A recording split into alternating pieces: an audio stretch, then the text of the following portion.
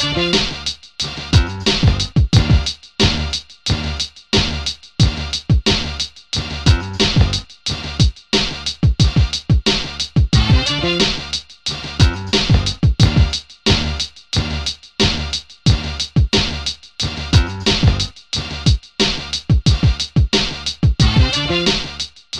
to Telling It Like It Is.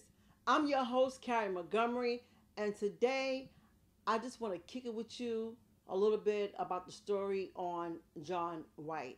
Now you all know about the story, how 5 teens went to Mr. White's house, threatening Mr. White, and Mr. White had to get the gun because it was on his property, and they threatened to hurt him and his family. One of the white teams launched at Mr. White when he had the gun. The gun went off. The white team dead. Now Mr. White is facing 5 to 15 years in prison for protecting his property.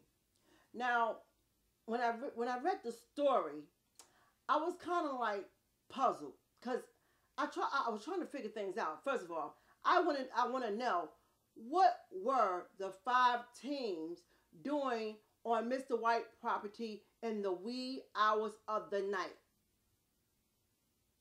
What was he doing there? I can't imagine what was going through Mr. White's mind when 5 white teams showed up on his property. I asked myself, what were the 5 teams doing at Mr. White's home in the first place?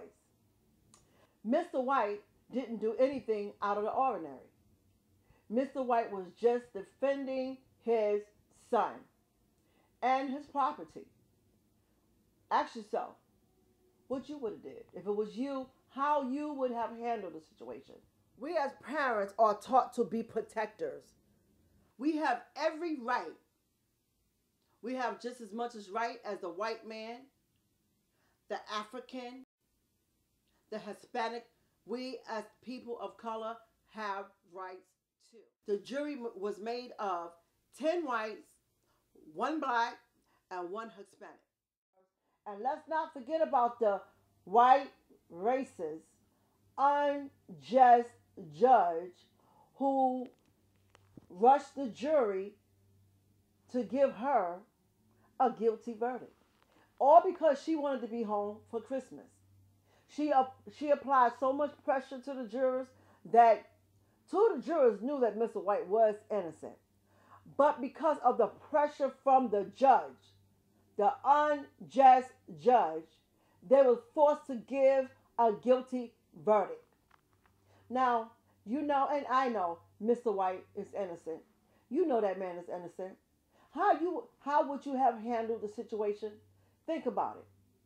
Just think about it. Put yourself in Mr. White's shoes and ask yourself, how would I deal with this type of situation if it happened to me? Number 2, as homeowners, you really need to look into the law. You really need to look into the law and to see how far you can go to protect your home, your family, and your home. Because after all, this can happen to you. It can happen to anybody. My prayers is with Mr. White and his family. Unfortunately, Daniel Cicero and his 4 friends used poor judgment, and the alcohol impaired their thinking. Let this be a lesson. Later on, I'll be going out into the field to find out the opinion of the public, to find out just how they would have handled this situation. I'm here on 145th Street in front of the National Action Network, where the people is going to Long Island to rally in front of the courthouse. But who knows how long it takes 911 to get there? So until then, I got to do what I got to do to protect my family. Right.